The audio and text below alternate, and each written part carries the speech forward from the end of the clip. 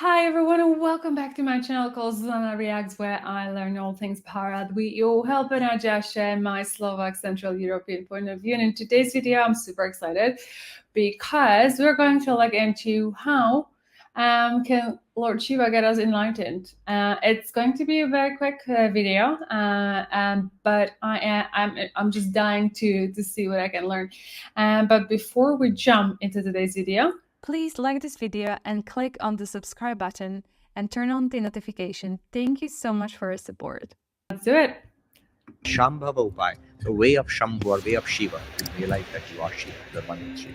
The way of Shakti or way of the Divine Mother. Rituals, devotion, what you mentioned, tantric practices. So in Kashmir Shaivism, because like you said, they don't consider it that this is mithya or false, is that why you see sometimes that devotees of Lord Shiva perform like sometimes what you would call like tantric rituals or Vanmarg or dark side of Hinduism? There's different terms for it.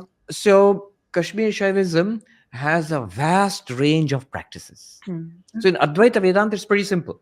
Advaita Vedanta, you are Brahman. Yeah. You don't know it. And the solution is to know it. How do you know something? You inquire into it. How do you inquire into it?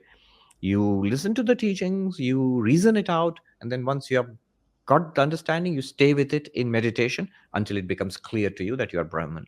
Ignorance is the problem, that you don't know you're Brahman. Knowledge that you are Brahman is the solution. Done. All other practices are supplementary. They are useful. They can purify your mind. They can concentrate your mind. They can clean up your life. Dharma, bhakti, dhyana, all of these are supplementary. Right. But core is enlightenment, knowledge. That's Advaita Vedanta. It's plain and simple. It's very straightforward. Whereas in Kashmir Shaivism, they have that also, what I'm talking about, but they have a wide range of other things. So they have what is called 4 ways of becoming enlightened, 4 broad paths. One is called Anupaya, no path. You can just become enlightened. You might say that sounds crazy, but there is evidence of people spontaneously awakening. Even now, there are some people, who is that power of now, Eckhart Tolle. If you read his life, yes, something like the spontaneous awakening. Yeah. There are some such people. And suffering was because of that. Yes. Sometimes that happens. And the most classic example of our time is that of Ramana Maharshi.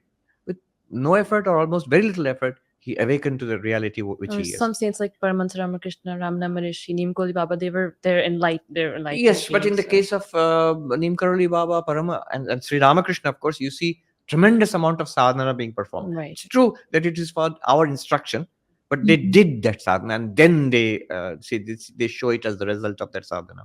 But so Anupai would be no sadhana, you've just become awakened. But of course, we can't sit around waiting for that to happen. So the second thing is called Shambhava Upai, the way of Shambhu or way of Shiva. That's very much like Advaita Vedanta. There are teachings, there are pointers which are given to you, and then you contemplate that, you realize that you are Shiva, you are one with Shiva. You are that It's Shiva. complete Gyan Yoga. Jnana Yoga, yeah. It's exactly like Jnana Yoga. I'll just add a little bit here, like a footnote. I consider it like Jnana Yoga, but there are actual experts in Kashmiri Shaivism. They will say, no, your Advaita Vedanta is like the 3rd path, but the way of Shiva is something higher than. Anyway, it doesn't matter. I consider it to be like Jnana Yoga, like Advaita Vedanta. Now, suppose that doesn't work, then it gets progressively more complicated. Not because the Shiva is complicated, not because enlightenment is complicated. We are complicated. We means our minds. We have made our lives and minds complicated. And that's why we need these special methods. Okay. So the 3rd level is called Shakta Upai, the way of Shakti or way of the Divine Mother. Yeah. So where there is meditation, where there is mantra. And then if that is not enough, then there is something called Anva Upai. Anu means atom. It means the little one or the Jiva, us. Right now, us means not as Shiva, as we find ourselves right now, as limited beings. Then he said, you start there. And that is called Anva Upai. They're all rituals, devotion, what you mentioned, various kinds of practices, devotional practices, tantric practices, variety of rituals. So this is a very broad and little oversimplified way of putting it. So you see, the very wide range of practices are there compared to Advaita Vedanta. Advaita Vedanta is sort of a direct path. Yeah. Yes.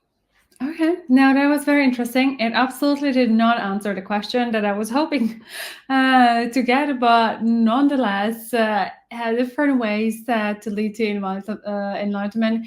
I think what really caught my attention in this video was that they actually talked about Eckhart Tolle, and that there are, so as you're aware, I've been in spirituality for like 20 years or so, and from my point of view, I've seen so many stories and people just awakening, and I always felt like, why can't I have that? And you have to, what he's basically saying, choose a different path of how to do that. It's not that you wouldn't realize that you're not the one, you know, and you would realize, for that matter, that you are one with the universe, but it feels like, you know, there's so many people I've met that just like had a random experiences. There would be magazines in the UK, they're called Soul and Spirit and Spirit and Destiny. So like where people would share their stories, and they would be just like, let's say suddenly they were approached by an angel, and things would just have happened because, let's say, of an accident and all these kind of things. So it definitely does exist.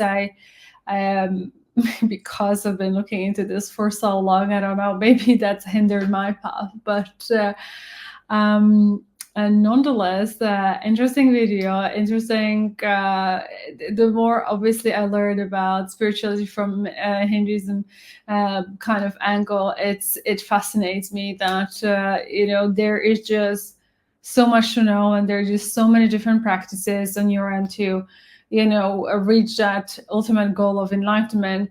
And with that being said, I wanted to ask you actually if, because I've asked it all my life, but there are way many more people that come to my videos than to lives.